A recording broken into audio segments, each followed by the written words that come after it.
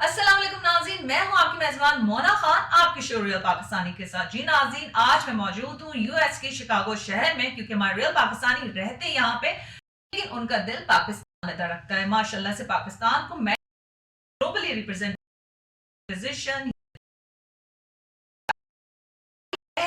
پہلے پاکستان کے مسلم پاکستانی ہیں جو کہ شکاگو میڈیکل سوسائٹی کے پریزیڈنٹ رہ بھی چکے ہیں اور پریزیڈنٹ بھی ہیں. نہ صرف یہ بلکہ میں بات بھی کروں گی شکاگو لاہور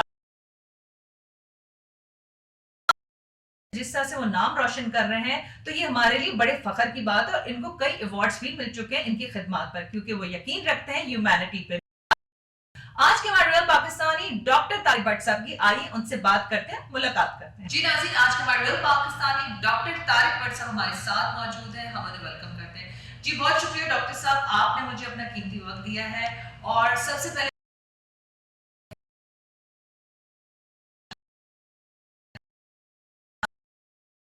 بہت زبردست کام کر رہے ہیں، آپ کی کافی خدمات ہیں ہیلتھ سیکٹر کے حوالے سے، ہیلتھ سسٹم کے حوالے سے، لیکن آپ نے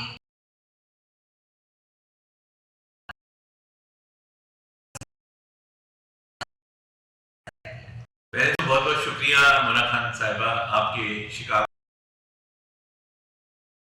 ورلڈ ریناؤنڈ میراتھن ہے، اس میں آپ کا جو رننگ آپ نے کی 26 فخر سے ہمارے وطن سے جو لوگ آئے ہیں اور پاکستان کا جھنڈا آپ لے کے گھومی.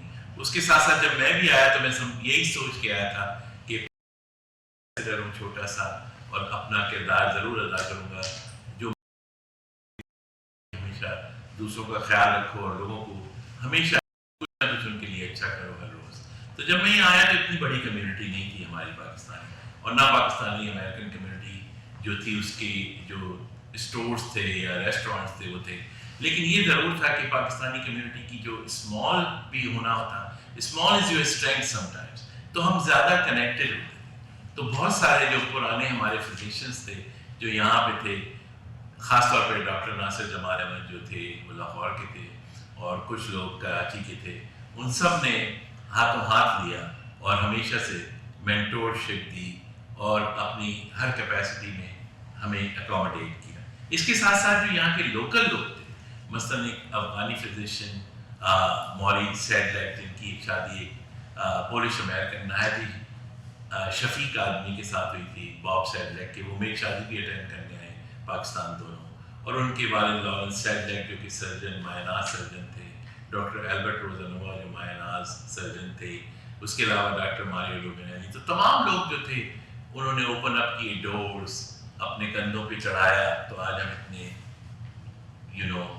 قداور رکھتے ہیں. تو میرا خیال ہے کہ ہر وقت جو ہے انسان خدا کا شکر ادا کرے کہ جہاں وہ جاتا ہے وہ اس کا وطن بن جاتا ہے اگر اس کے حالات اچھے ہیں. ویسے تو کئی ایوارڈز ملے، میں آپ کی پروفائل پڑھی تھی، کئی زیادہ ماشاءاللہ ایک لمبی طویل لسٹ ہے، لیکن ایسا کوئی ایوارڈ، ایسی کوئی کیونکہ ڈیفینیٹلی انسان اتنی محنت کرتا ہے، لیکن کچھ ایسے ایوارڈز ہوتے ہیں جو کافی دل کے بھی بہت قریب ہوتے ہیں.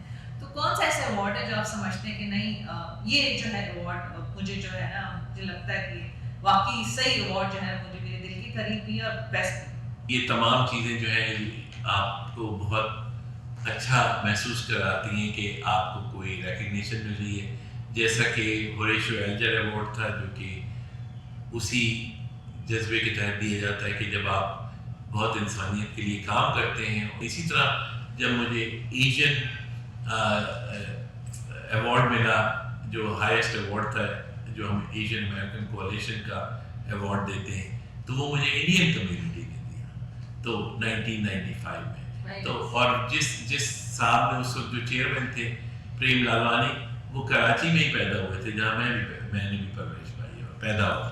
تو یہ ایک بڑے مزے کی بات تھی کہ جب آپ کو ایوارڈ ملتے ہیں ان کمیونٹیز سے جن کو آپ سمجھتے ہیں کہ ہماری ان سے کوئی اس طرح کی ٹینشنز ہیں، اور جب ان سے آپ کو اتنا پیار ملتا ہے اور اتنی توجہ ملتی ہے، تو اس کا مطلب ہے کہ آپ کوئی چیز ٹھیک کر رہے ہیں ان کے ساتھ اور دنیا کے ساتھ، اور آپ انسانیت کے ناطے سے جڑے ہوئے ہیں ہر انسان کے ساتھ، اور ان کی بھی ایک کہانی ہے. تو یہ چیزیں جو ہے، اور امریکن ہارٹ ایسوسی ایشن کا ینگ ہیروز کا جو ایوارڈ ہے وہ اس کا بھی میں ریسیپینٹ رہا ہوں. اس کے علاوہ Asian American hall of fame میں انڈکشن ہوئی, اور اس کے علاوہ آپ کو پتہ ہے کہ national association of community health centres نے ریکگنائز کیا.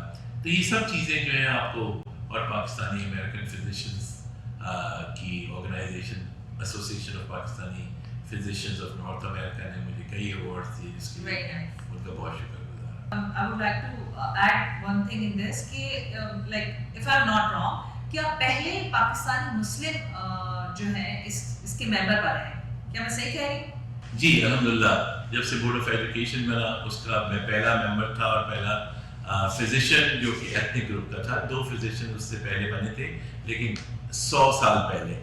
تو جب شکاگو سسٹر سٹی کی ہم بات کرتے تو ایک نیچرل کنیکشن ہونا چاہیے تھا پاکستان اور شکاگو کی سسٹر سٹی کا. تو اس لحاظ سے جب ہم نے ان تعلقات پر کام کیا, اس میں ہمیں تقریباً 5 سال کا عرصہ لگا. لیکن 2007 میں اس وقت کے جو ناظم لاہور کے تھے میاں عامر محمود صاحب, انہوں نے بہت اچھا کردار ادا کیا, اور ہمیں سپورٹ رہی اس وقت بھی تمام انتظامیہ سے کہ بھئی اس کو سسٹر سٹی بنایا جائے. اور ایک تاریخی معاہدے پہ دستخط ہوئے 6 فروری 2007 کو, اور ایک بہت ہی زبردست تقریب کا اہتمام کیا گیا, اور اس میں شکاگو اور لاہور سسٹر سٹی بنے. ابھی تک پوری دنیا میں شکاگو کے صرف 29 سسٹر سٹیز ہیں, جس میں پاکستان کا لاہور شامل ہے. لاہور پاکستان کا دل ہے, but it doesn't mean it's only restricted to Lahore. جب شکاگو لاہور سسٹر سٹیز بنتے ہیں, it's a gateway of friendship to Pakistan.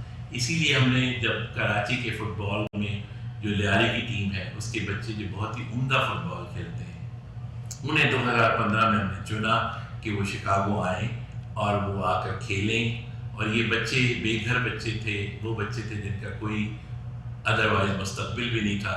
اسے بہت ساری فاؤنڈیشنز نے, اور آزاد فاؤنڈیشن نے خاص طور پہ اپنے پروں تلے لیا, ان کو اسکل سیٹ دیا. ان کا اتنا اچھا بیہیویئر تھا کہ جب وہ آئے تو وہ ہمارے ایلینوائے انسٹیٹیوٹ آف ٹیکنالوجی کے جو ہاسٹل ہے اس میں مہمان رہے, اور ان کا کردار دیکھ کے جو لوکل لوگ تھے وہ بھی بہت ان کی تعریف کرتے تھے کہ یہ بچے, ان کا کتنا اچھا یعنی اخلاق ہے, ان کی کتنی اچھی تربیت کی گئی ہے کہ یہ بچے آج جو ہے ہمارے ساتھ کھیل رہے ہیں, اور ہمیں یہ نہیں پتہ کہ یہ امیر بچے ہیں کہ غریب بچے ہیں. اور انہوں نے اسی طرح اس ٹورنامنٹ میں حصہ لیا. یہاں پہ وہ دوسرے نمبر پر آئے, اس کے بعد وہ ناروے گئے جہاں پر وہ پہلے نمبر پر آئے.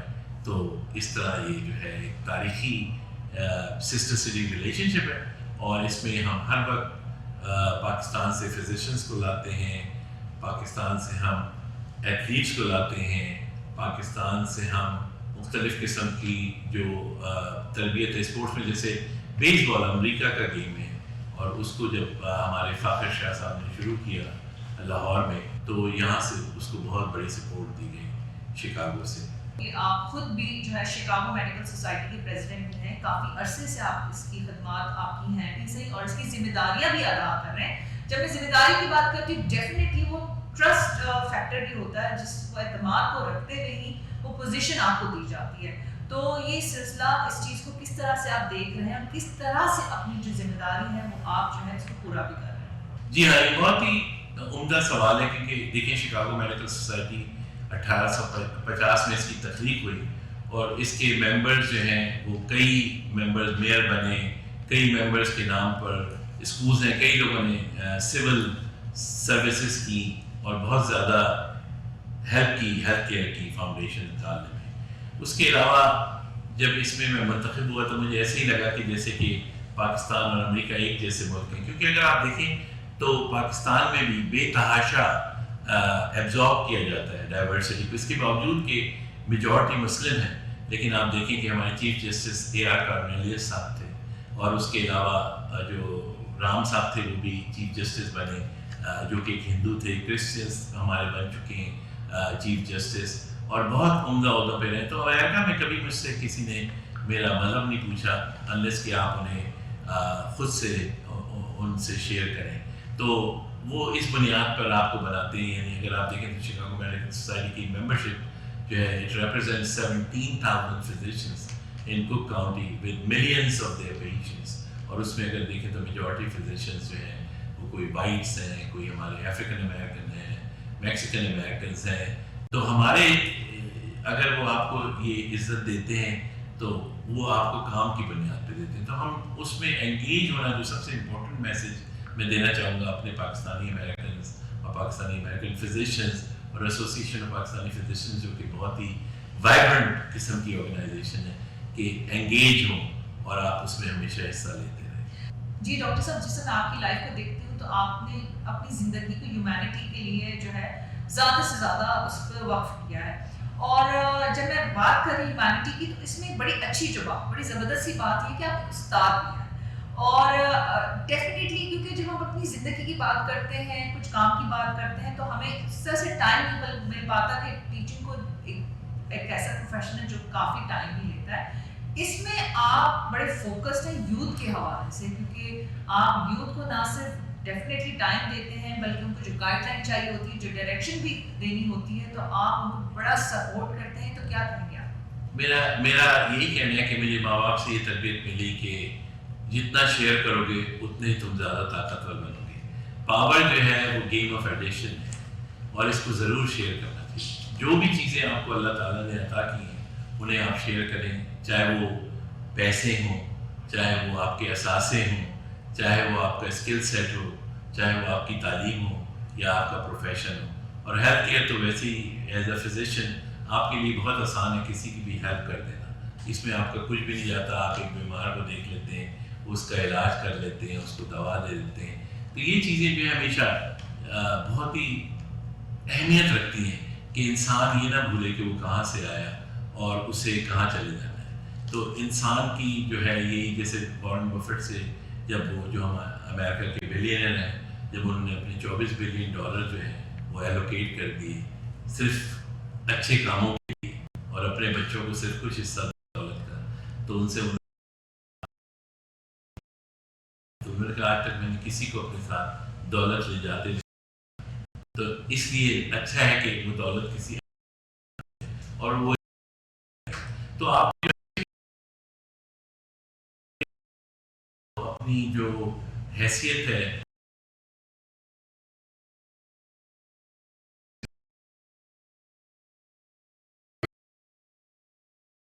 اپنی ہر ریل پاکستانی سے کرتی, کیونکہ آپ نے پاکستان کو گلوبلی ریپرزینٹ کیا ہے, اور ڈیفینیٹلی اپنی شناخت سے اور جس تو اس کے لیے ہے, تو آپ کو بہت آپ کی شناخت کے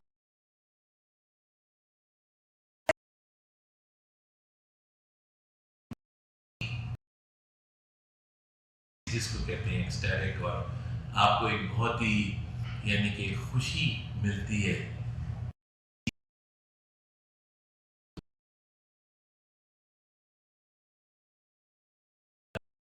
جہاں پہ شناخت ہمیشہ پاکستانی رہے گی. چاہے ہم امریکن ہیں, ہمیں ہمیشہ پاکستانی امریکن کہا جائے گا. ہمارے بچوں کو ہمیشہ پاکستانی. تو اس سے زیادہ خوشی کی کوئی بات نہیں ہے. ایسی بات یہ ہے جیسے کہ آپ کو آپ کے خاندان کو ریکگنائز کیا جائے, تو آپ ہمیشہ اپنے لیے ایک وطن ہے, ایک ہوم لینڈ ہے, جس سے ہمارا ہمیشہ ایک انوکھا پیار رہے گا اور محبت رہے گی, اور وہ چیز ہمیشہ قائم رہے گی. اور امریکہ سے بھی ہماری محبت ہے, ہم دونوں ملکوں کے جو ہے عباسی بن چکے ہیں. تو لہٰذا سب سے اچھی بات یہ ہے کہ ان دونوں کو کس طرح جوڑیں.